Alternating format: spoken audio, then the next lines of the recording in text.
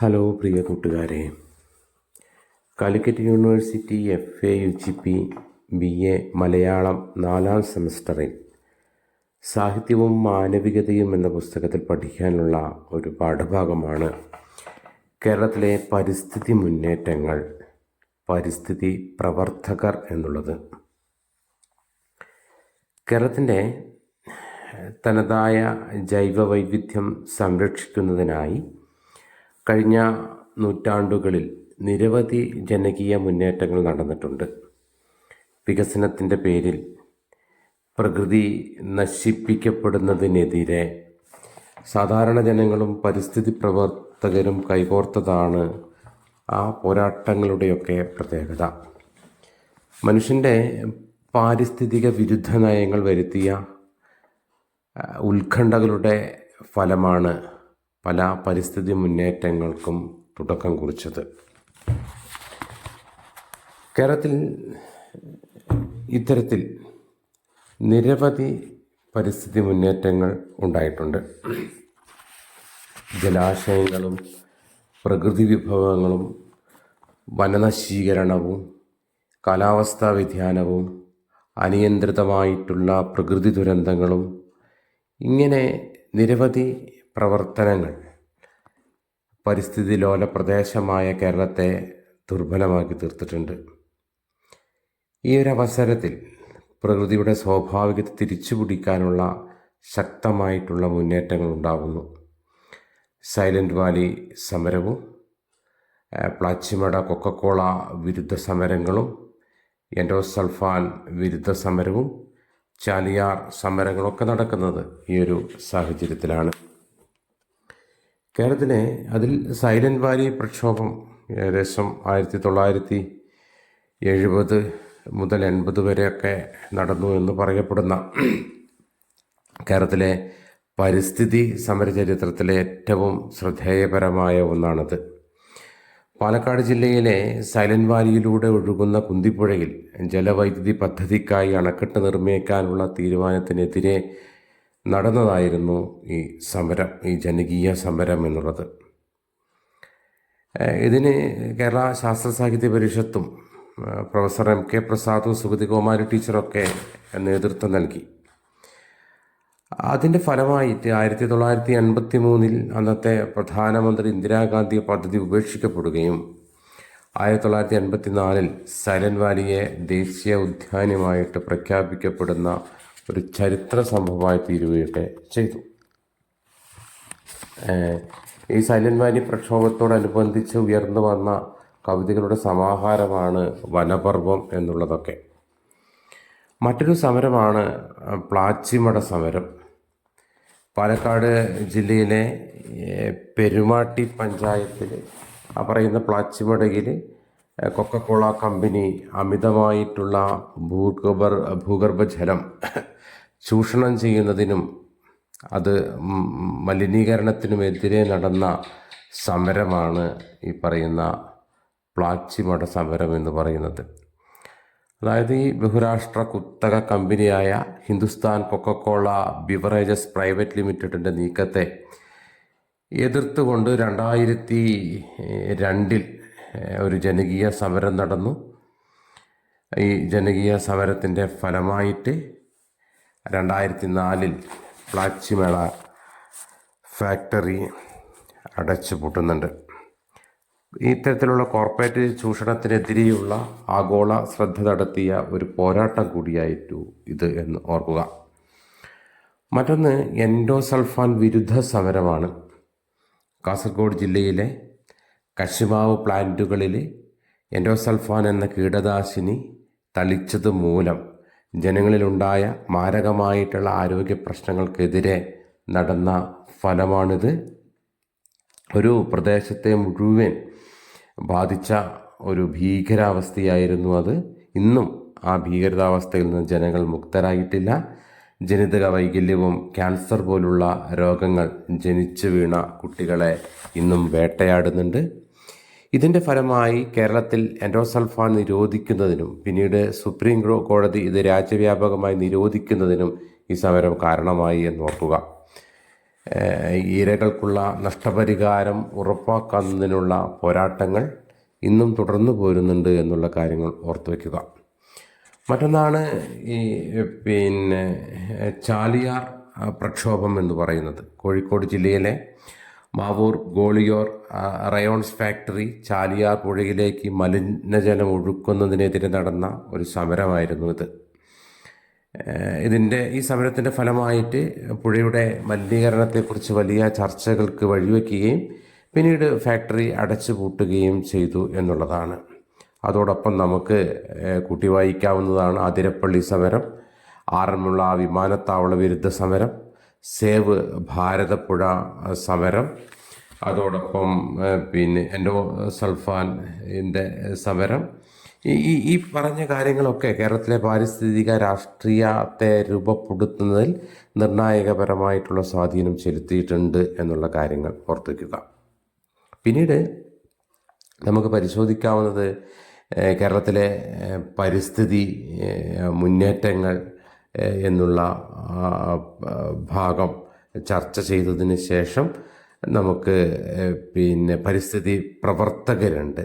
നിരവധി പരിസ്ഥിതി പ്രവർത്തകർ ഇതിനെതിരെ പോരാട്ടത്തിന് ഇറങ്ങി വരുന്നുണ്ട്. അതിൽ പ്രധാനപ്പെട്ട ഒരു വ്യക്തിയായിരുന്നു ജോൺ സി ജേക്കബ്. കേരളത്തിലെ പരിസ്ഥിതി പ്രസ്ഥാനങ്ങളുടെ പിതാവ് എന്നറിയപ്പെടുന്ന വ്യക്തി കൂടിയിട്ടാണ് ജോൺ സി ജോസഫ് എന്നുള്ള കാര്യം ഓർക്കുക. ഈ പ്രകൃതി സംരക്ഷണത്തെ ഒരു ജീവിതചര്യയായി ദർശനമായിട്ടൊക്കെ അദ്ദേഹം കണ്ടു. കേരളത്തിൽ പരിസ്ഥിതി ബോധം വളർത്തുന്നതിൽ നിർണായകപരമായിട്ടുള്ള പങ്ക് വഹിച്ച വ്യക്തി കൂടിയാണ് അദ്ദേഹം. അദ്ദേഹത്തിൻ്റെ സംഭാവനകളാണ് സീക്ക് എന്ന് പറയുന്നത്.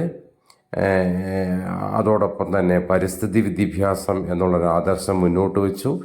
സൈലന്റ് വാലി സമരത്തിലൊക്കെ അദ്ദേഹം പങ്കാളികളായി. വിദ്യാർത്ഥികൾക്കും യുവജനങ്ങൾക്കുമായി പരിസ്ഥിതി ക്യാമ്പുകൾ ആദ്യമായി സംഘടിപ്പിച്ചു തുടങ്ങിയത് ഈ പറയുന്ന ജോൺ സി ജേക്കബ് ആണെന്നുള്ള കാര്യം നിങ്ങൾ ഓർക്കുക. സൂചിമുഖി എന്ന പേരിൽ പരിസ്ഥിതി വിഷയങ്ങൾക്കായി ഒരു മാസിക അദ്ദേഹം പുറത്തിറക്കിയിരുന്നു. അദ്ദേഹം പയ്യന്നൂർ കോളേജിലെ സുവോളജി അധ്യാപകനായിരുന്നു. ഒരു അധ്യാപകൻ എന്നതിലുപരി പ്രകൃതിയുടെ കാവൽക്കാരനായി അദ്ദേഹം അറിയപ്പെട്ടു എന്നുള്ള കാര്യം കൂടി ഓർത്തു വയ്ക്കുക. നമ്മുടെ നിലനിൽപ്പ് പ്രകൃതിയുടെ നിലനിൽപ്പുമായി ബന്ധപ്പെട്ടിരിക്കുന്നു എന്ന ലളിതമായിട്ടുള്ള സത്യം ജനഹൃദയങ്ങളിലെത്തിക്കാൻ അദ്ദേഹം തൻ്റെ ജീവിതം മാറ്റിവെച്ചു എന്നുകൂടി ഓർത്തു വയ്ക്കുക. മറ്റൊരു വ്യക്തിയാണ് സുഗതകുമാരി. കേരളത്തിലെ അല്ലെങ്കിൽ മലയാളത്തിൻ്റെ പ്രിയപ്പെട്ട കവി അല്ലെങ്കിൽ കവയത്രി എന്നതിനുപരി കേരളത്തിൻ്റെ പരിസ്ഥിതി പ്രസ്ഥാനങ്ങളുടെ കരുത്തുറ്റ ശബ്ദമായിരുന്നു സുഗതകുമാരി ടീച്ചർ എന്നുള്ള കാര്യം ഓർത്തു വെക്കണം. കവിതയെയും പ്രകൃതി സംരക്ഷണത്തെയും ഒരേപോലെ സ്നേഹിച്ച സുഗതകുമാരി ടീച്ചർ പരിസ്ഥിതിക്ക് വേണ്ടി തെരുവിലിറങ്ങി സമരം ചെയ്ത സാംസ്കാരിക നായികയായി എന്നുള്ളതും ഓർത്തു വയ്ക്കുക. സൈലന്റ് വാലി പ്രക്ഷോഭത്തിൻ്റെ മാനിഫെസ്റ്റോ എന്ന് പറയുന്നത് സുഗതകുമാരി ടീച്ചറായിരുന്നു. അവരുടെ മരത്തിന് സ്തുതി എന്ന കവിത ആ സമരത്തിൻ്റെ മന്ത്രമായി മാറിയതിനെ നാം ഓർത്തു വയ്ക്കണം. പ്രകൃതി സംരക്ഷണ സമിതി എന്ന സംഘടന രൂപീകരിച്ചത് സുഗതകുമാരി ടീച്ചറാണ്. കാടുകൾ വെട്ടിത്തെളിക്കുന്നതിനും പുഴകൾ മലിനമാക്കുന്നതിനുമെതിരെ സംസ്ഥാനത്തുടനീളം അവർ സഞ്ചരിക്കുകയും ജനങ്ങളെ ബോധവൽക്കരിക്കുകയും ചെയ്തു എന്നുകൂടി ഓർത്തു വയ്ക്കുക. മനഃശാസ്ത്രപരമായിട്ടുള്ള വെല്ലുവിളികൾ നേരിടുന്നവർക്ക് വേണ്ടി അഭയ എന്ന സ്ഥാപനം നടത്തുന്നതോടൊപ്പം തന്നെ പ്രകൃതിയെയും മനുഷ്യനെയും വേർതിരിച്ചു കാണാൻ കഴിയില്ലെന്ന് അവർ വിശ്വസിച്ചു. ഈ തിരുവനന്തപുരം നഗരത്തിലും പരിസരത്തും ഒക്കെ വെച്ചുപിടിപ്പിച്ച പല മരങ്ങൾക്കു പിന്നിലും സുഗതകുമാരി ടീച്ചറുടെ അധ്വാനമുണ്ട് എന്നുള്ള കാര്യങ്ങൾ ഓർത്തു വയ്ക്കുക. പ്രധാന പോരാട്ടങ്ങൾ അതിരപ്പള്ളി പദ്ധതിയും ആറന്മുള വിമാനത്താവളത്തിനെതിരെയും പശ്ചിമഘട്ട സംരക്ഷണത്തിനെതിരെയൊക്കെ നിരവധി പോരാട്ടങ്ങൾ നയിച്ചു. പരിസ്ഥിതി സംരക്ഷണ പ്രവർത്തനങ്ങൾക്കായിട്ട് ഭാരത സർക്കാർ നൽകുന്ന ആദ്യത്തെ ഇന്ദിരാ പ്രിയദർശിനി വൃക്ഷമിത്ര അവാർഡ് സുഗതകുമാരി ടീച്ചർക്ക് ലഭിച്ചിട്ടുണ്ട് എന്നുള്ള കാര്യം നിങ്ങൾ ഓർത്തു വയ്ക്കുക. ഒരു തൈ നടാം നമുക്കമ്മയ്ക്കു വേണ്ടി, ഒരു തൈ നടാം കൊച്ചുമക്കൾക്ക് വേണ്ടി എന്ന വരികൾ ഇന്നും കേരളത്തിൻ്റെ പരിസ്ഥിതി ബോധത്തിൻ്റെ അടയാളമായിട്ട് നിലനിൽക്കുന്നതൊക്കെ നാം ഓർത്തു വയ്ക്കണം. മറ്റൊരു വ്യക്തി എന്നുള്ളത് എം അച്യുതനാണ്. കേരളത്തിൻ്റെ പരിസ്ഥിതി പ്രസ്ഥാനങ്ങൾക്ക് ശാസ്ത്രീയപരമായിട്ടുള്ളൊരു അടിത്തറ നൽകുന്നതിൽ നിർണായക പങ്കുവഹിച്ച പ്രമുഖ പരിസ്ഥിതി പ്രവർത്തകനും എഞ്ചിനീയറുമായിരുന്നു പ്രൊഫസർ എം അച്യുതൻ എന്നുള്ള കാര്യങ്ങൾ ഓർത്തുവയ്ക്കുക. കേവലം ഒരു വികാരമായി കാണാതെ അതിനെ പരിസ്ഥിതിയെ ശാസ്ത്രീയപരമായിട്ടുള്ള വസ്തുതകളിൽ അധിഷ്ഠിതമായിട്ട് സംരക്ഷിക്കണമെന്നത് അദ്ദേഹം ലക്ഷ്യം വച്ചിരുന്നു. അദ്ദേഹം സിവിൽ എഞ്ചിനീയറിംഗ് പ്രൊഫസറായിരിക്കെ തന്നെ വികസന പദ്ധതികളുടെ പ്രായോഗികയും പരിസ്ഥിതി ആഘാതവും കൃത്യമായി വിശകലനം ചെയ്തു. സൈലന്റ് വാലി സമര കാലഘട്ടത്തിൽ ജലവൈദ്യുതി പദ്ധതിക്ക് പകരമായിട്ട് മറ്റ് ഊർജ സ്രോതസ്സുകൾ ഉപയോഗിക്കാമെന്ന് അദ്ദേഹം ശാസ്ത്രീയപരമായിട്ട് തെളിയിക്കാനൊക്കെ മുന്നിലുണ്ടായിരുന്നു എന്ന് ഓർത്തു വയ്ക്കുക. കേരള ശാസ്ത്ര സാഹിത്യ പരിഷത്തിൻ്റെ മുൻനിര പ്രവർത്തകനായിരുന്നു. ശാസ്ത്രം സാമൂഹിക വിപ്ലവത്തിന് എന്ന മുദ്രാവാക്യം ഉയർത്തി ജനങ്ങൾക്കിടയിൽ പരിസ്ഥിതി ബോധം വളർത്താൻ അദ്ദേഹം ശ്രദ്ധിച്ചിരുന്നു എന്നുള്ള കാര്യം കൂടി ഓർത്തു വയ്ക്കുക. ചാലിയാർ സമരത്തിൻ്റെ മുൻപന്തിയിലുണ്ടായിരുന്നു അദ്ദേഹം. ഗാഡ്ഗിൽ റിപ്പോർട്ട് പുറത്തു വന്നപ്പോൾ പശ്ചിമഘട്ടത്തിൻ്റെ സംരക്ഷണവുമായി ബന്ധപ്പെട്ട് മാധവ് ഗാഡ്ഗിൽ കമ്മിറ്റി റിപ്പോർട്ടിനെ ശക്തമായി പിന്തുണയ്ക്കുകയും അത് ലളിതമായിട്ടുള്ള ഭാഷയിൽ ജനങ്ങളിലേക്ക് എത്തിക്കാനും അദ്ദേഹം ശ്രമം നടത്തി എന്നുള്ള കാര്യങ്ങൾ ഓർത്ത് വെക്കണം. മറ്റൊരു വ്യക്തി എന്നുള്ളത് MK പ്രസാദ് ആണ്. കേരളത്തിൻ്റെ പരിസ്ഥിതി പ്രസ്ഥാനങ്ങളുടെ പടത്തലവൻ എന്ന് വിശേഷിപ്പിക്കുന്ന വ്യക്തിയായിരുന്നു പ്രൊഫസർ MK പ്രസാദ്. ശാസ്ത്രത്തെയും പരിസ്ഥിതിയെയും സംരക്ഷണത്തെയും ജനകീയമാക്കുന്നതിൽ അദ്ദേഹം വലിയ പങ്ക് വഹിച്ചിട്ടുണ്ട്. സൈലന്റ് വാലി സമരത്തിൻ്റെ നായകനായിട്ട് അദ്ദേഹം നിലനിന്നിട്ടുണ്ട്. സൈലന്റ് വാലിയിലെ ജൈവവൈവിധ്യത്തെ ആദ്യമായി ശാസ്ത്രീയ പഠനം നടത്തി റിപ്പോർട്ട് സമർപ്പിച്ചത് അദ്ദേഹത്തിൻ്റെ നേതൃത്വത്തിലായിരുന്നു എന്നുള്ള കാര്യം ഓർത്തു വയ്ക്കുക. മറ്റൊരു ഈ ലോകത്തിലെ ഏറ്റവും വലിയ പരിസ്ഥിതി സംഘടനയായ IUCNൻ്റെ കൗൺസിലിൽ അംഗമായിട്ടൊക്കെ അദ്ദേഹം പ്രവർത്തിച്ചിട്ടുണ്ട് എന്നുള്ള കാര്യം നിങ്ങൾ ഓർത്തു വെക്കണം. അതോടൊപ്പം വായിക്കാവുന്ന മറ്റൊരാളാണ് മൈലമ്മ. കേരളത്തിലെ പരിസ്ഥിതി സമരചരിത്രത്തിലെ ഏറ്റവും ധീരമായിട്ടുള്ള മുഖങ്ങളിൽ ഒരാളാണ് മൈലമ്മ.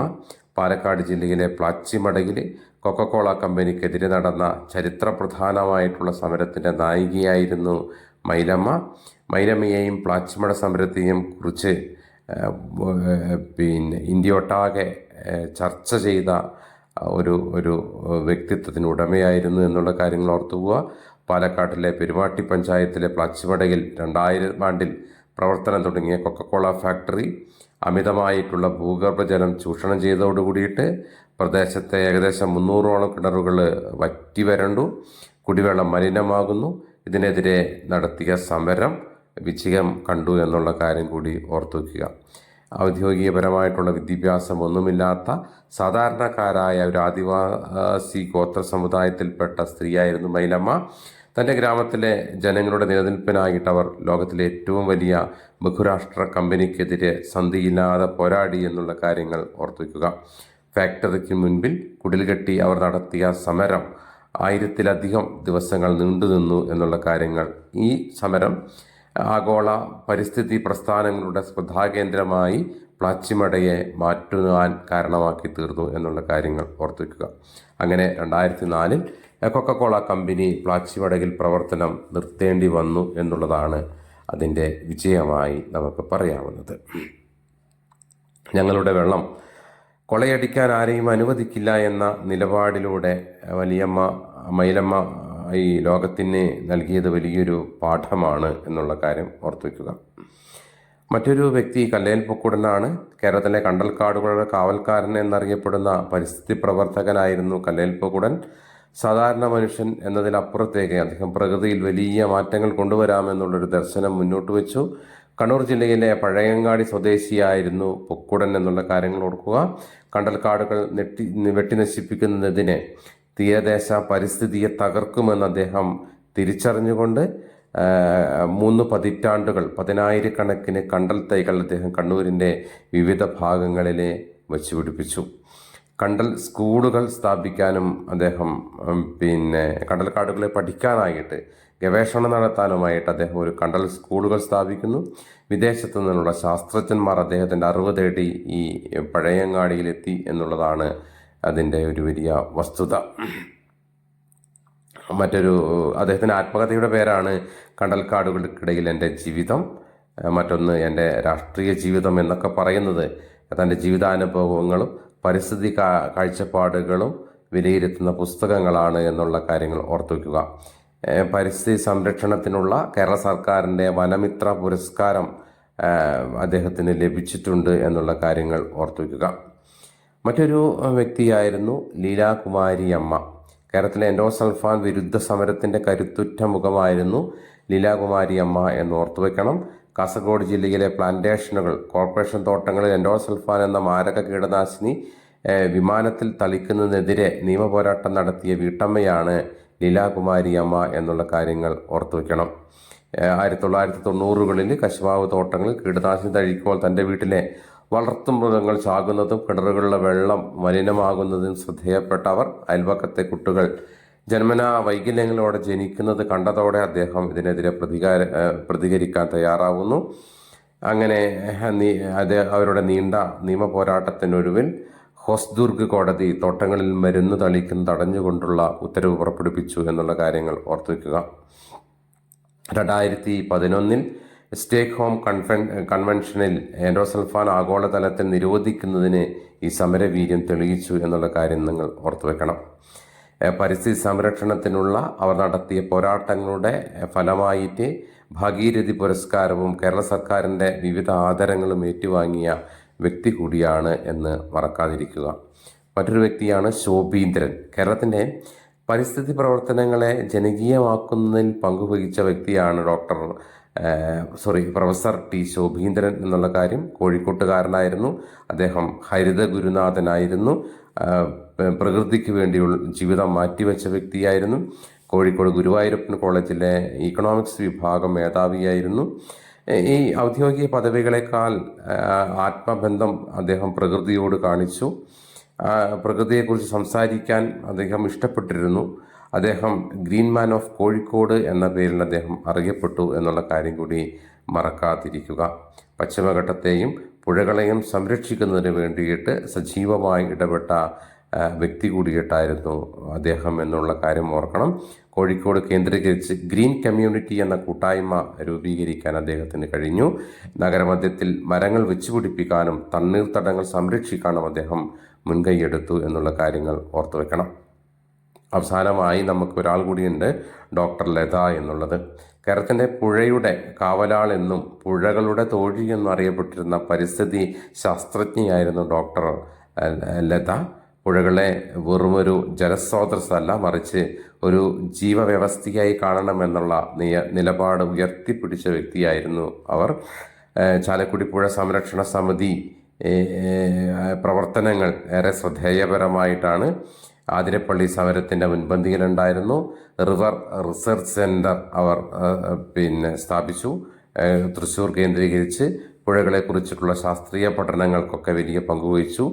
പുഴകളുടെ പുനരുജ്ജീവനമായിരുന്നു അവരുടെ ലക്ഷ്യം. പുഴകളെ ഡാമുകൾ കെട്ടി തടയുന്നതിനേക്കാൾ പ്രധാനം അവയുടെ സ്വാഭാവിക ഒഴുക്ക് നിലനിർത്താൻ വേണ്ടിയിട്ട് പശ്ചിമഘട്ട സംരക്ഷണത്തിനായി മാധവ് ഗാഡ്ഗിൽ കമ്മിറ്റിയെ അദ്ദേഹം ശക്തമായി പിന്തുണയ്ക്കുന്നു. ഇങ്ങനെ സ്ത്രീയും പരിസ്ഥിതിയും തമ്മിലുള്ള ബന്ധത്തെക്കുറിച്ചുള്ള വലിയ ബോധവൽക്കരണ ക്ലാസുകൾ നടത്തി. വനങ്ങളെയും പുഴകളെയും ആശ്രയിച്ച് ജീവിക്കുന്ന ആദിവാസി സമൂഹങ്ങളുടെ അവകാശങ്ങൾക്കായിട്ട് അവർ പോരാടി. ഇത്തരത്തിൽ വളരെ വിശാലപരമായിട്ട് ചർച്ച ചെയ്യാവുന്ന, വലിയ മുന്നേറ്റങ്ങൾ ഉണ്ടാവുന്ന, വലിയ ഇടപെടലുകൾ ഉണ്ടാവുന്ന, നിരന്തരം നടന്നുകൊണ്ടിരിക്കുന്ന ഒരു പരിസ്ഥിതി മുന്നേറ്റങ്ങളും പരിസ്ഥിതി പ്രവർത്തകരും കേരളത്തിലുണ്ട്. ഇവരുടെയൊക്കെ നിരന്തരപരമായിട്ടുള്ള പ്രവർത്തന ഫലമായിട്ടാണ് ഇപ്പോഴെങ്കിലും അല്പമെങ്കിലും പച്ചപ്പ് അവശേഷിക്കുന്നത് എന്നുള്ള കാര്യം യാഥാർത്ഥ്യബോധത്തോടു കൂടി നാം മനസ്സിലാക്കുക.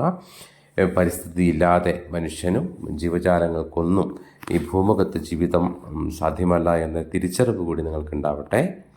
Okay, thank you.